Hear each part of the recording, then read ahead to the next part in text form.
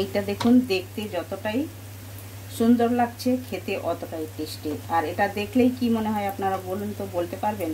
বলুন না যদি বলতে পারেন, আমি বলে দিচ্ছি এটা হচ্ছে পনিরের প্যাটিস। আপনারা দেখুন, আর এটা দেখতে যতটাই সুন্দর খেতে অতটাই টেস্টি, একদম ক্রাঞ্চি হয়েছে। আপনারা এভাবে বাড়িতে বানাতে পারেন। তাহলে চলুন দেখে নেওয়া যাক আমি কেমনভাবে পনির প্যাটিসটা বানিয়েছি।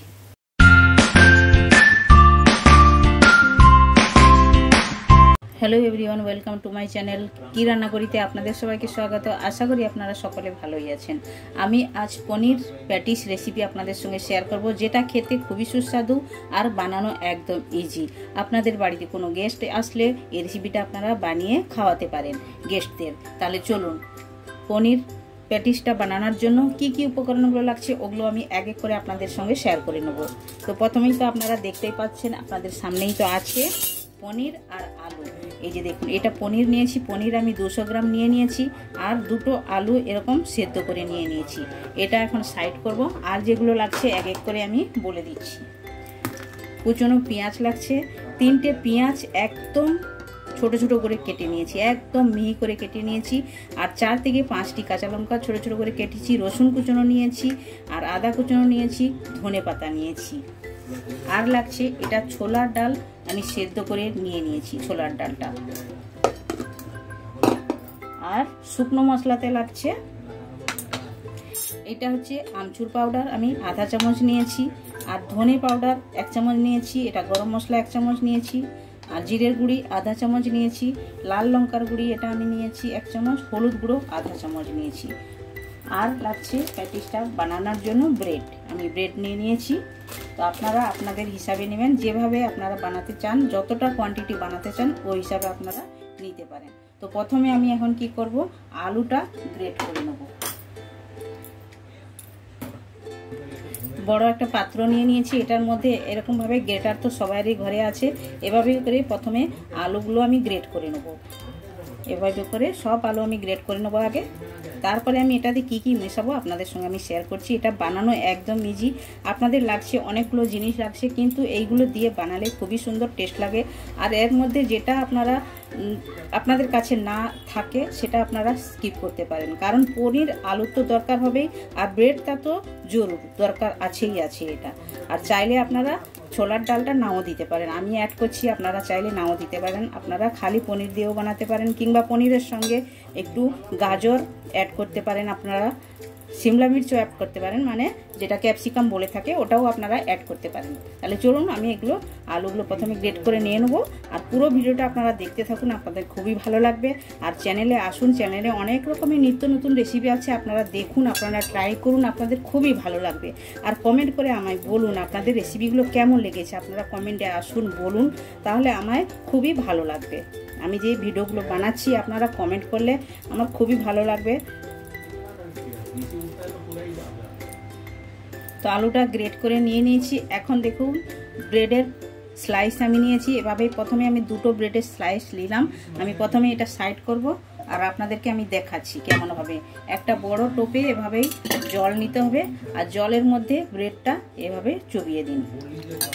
বাস একইবার চুবিয়ে এবার হাতের সাহায্যে ভালো করে জলটা নিগড়িয়ে দিতে হবে, একদম ভালো করে নিগড়িয়ে দিতে হবে। জলটা ভালো করে নিগড়িয়ে দিলাম। এভাবেই করে আপনারা যতটা ব্রেডের স্লাইস দিবেন ওই হিসাবে করে সবগুলো এভাবেই চুবিয়ে ভালো করে নিগড়িয়ে জলটা বের করে দিতে হবে। তাহলে চলুন আমি প্রথমে ব্রেডগুলো এভাবেই চুবিয়ে নিগড়িয়ে নিয়ে নেব, তারপরে আমি দেখাচ্ছি আপনাদেরকে কি করতে হবে। তো আলুটা যে গ্রেট করে আমি রেখেছিলাম ওইটার মধ্যে আমি ব্রেডগুলো নিয়ে নিয়েছি। দেখুন এভাবেই করে নিয়েছি। আপনারা কোয়ান্টিটি আপনাদের হিসাবে বানাবেন, চাইলে কমও বানাতে পারেন, চাইলে আপনারা বেশিও বানাতে পারেন। আমি একটু বেশি করে বানাচ্ছি, কারণ এগুলো বাচ্চারা স্কুলে নিয়ে যাবে, বাচ্চাদের খুবই ভালো লাগে, ওদের মানে বন্ধুদেরকেও দেবে, তাই জন্য আমি এভাবেই বেশি করে বানাচ্ছি। তাহলে এটাতে এখন আমি মিক্সড করব হলুদ গুঁড়ো দিলাম, আর দেব লাল লঙ্কার গুঁড়ো। উপরের কালারটা খুবই ভালো আসবে, তাই জন্য আমি দিলাম। এবার দেব স্বাদ মতো লবণ। এই স্বাদ মতো লবণ দিলাম, দিয়ে এবার সবগুলোকে ভালো করে মাখবো। আলুর সঙ্গে ভালো করে মিক্সড করে নিতে হবে, এভাবে একদম ভালো করে মিক্সড করতে হবে, করে একটা ডো তৈরি হবে এভাবেই করে।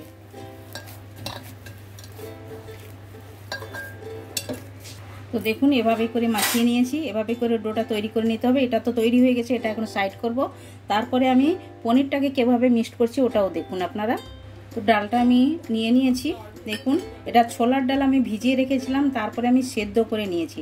এভাবেই সেদ্ধ করে নিয়ে নিতে হবে। এটা আমি নিয়েছি, এটা আমি কমসে কম 200 গ্রাম ডাল নিয়েছি, আপনারা আপনাদের হিসাবে নিতে পারেন।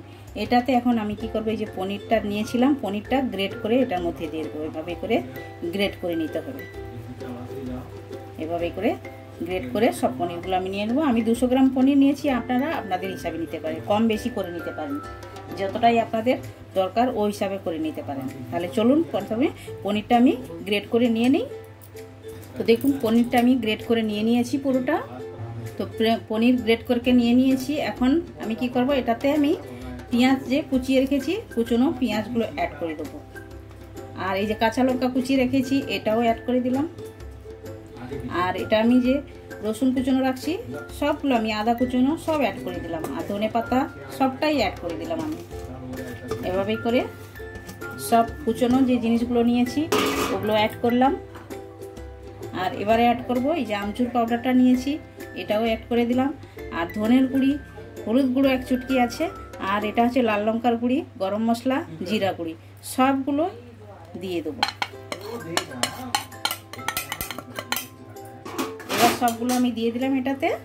আর এটাতে যাবে স্বাদ মতো লবণ।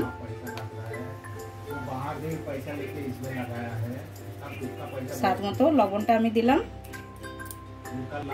এখন আমি এইরকম ভাবে তড়কার তো প্যান কারোর বাড়িতে যদি থাকে ভালো, না হলে আপনারা কড়াইতেও এভাবে করে নিতে পারেন। আমি একটু তেল নিলাম, এই তেলটা একদম গরম করব, ভালো করে গরম করে নেব।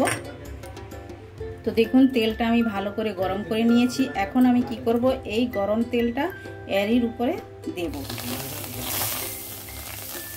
দিয়ে দিলাম। দিয়ে এবার ভালো করে মিক্সড করব, সবগুলো একদম ভালো করে মিক্সড করে নেব। সব মশলাগুলো এইভাবে চামচের সাহায্যে করবেন, কারণ গরম তেল আছে, হাত দেবেন না। প্রথমে এভাবেই করে মিক্সড করে নেব একদম ভালো করে। তো দেখুন ভালো করে মিক্সড করে নিয়ে নিয়েছি, একদম সুন্দরভাবে সব মশলাগুলো এটার মধ্যে মিক্সড করে দিয়ে দিয়েছি। আর এই সময় আপনারা একটু লবণও টেস্ট করে নিতে পারেন, লবণ যদি কম হয় একটু লবণও দিতে পারেন আপনারা। আর ঝালটাও টেস্ট করে নিতে পারেন, একটু যদি ঝাল কম হয় আর একটু ঝালও অ্যাড করতে পারেন। এটা একদম পারফেক্ট আছে, আমি বানিয়েছি। তো এটা এখন সাইড করব আমি। এখন আমি যে ডোটা বানিয়ে রেখেছিলাম আলু আর ব্রেডের, ওইটা থেকে আমি নেব। হাতের মধ্যে একটু তেল ব্রাশ করতে হবে, হাত করে নিতে হবে এভাবেই, দুটো হাতে এইভাবেই তেল একটু লাগিয়ে নিতে হবে। আর একটা বলের মতো আপনারা নিতে পারেন, এভাবেই করে কেটে একটা বাটির মতো তৈরি করুন আপনারা, এভাবেই হাতের সাহায্যে। এই যে বাটির মতো তৈরি করলাম আমি। এইবার আমি যে পুরটা বানিয়ে রেখেছি পনিরের, ওইটা এটার মধ্যে আমি অ্যাড করব। এইটার মধ্যে দিয়ে দিতে হবে এভাবেই, এই যে দিলাম। দিয়ে ভালো করে এই মুখটা আবার বন্ধ করে দিতে হবে এভাবেই করে, চার সাইড থেকে এভাবেই করে নিয়ে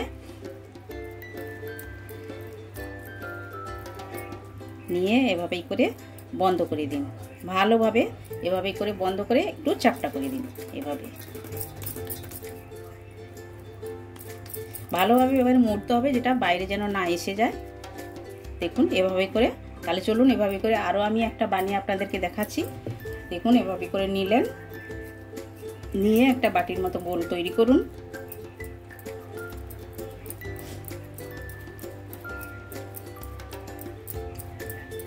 তৈরি করলাম গোল। এইবার পুরটা এটার মধ্যে দিয়ে দেবো, যতটা যাবে ওই হিসাবে দিবেন, কারণ এটা বন্ধ করতে হবে, তাই জন্য দিলাম।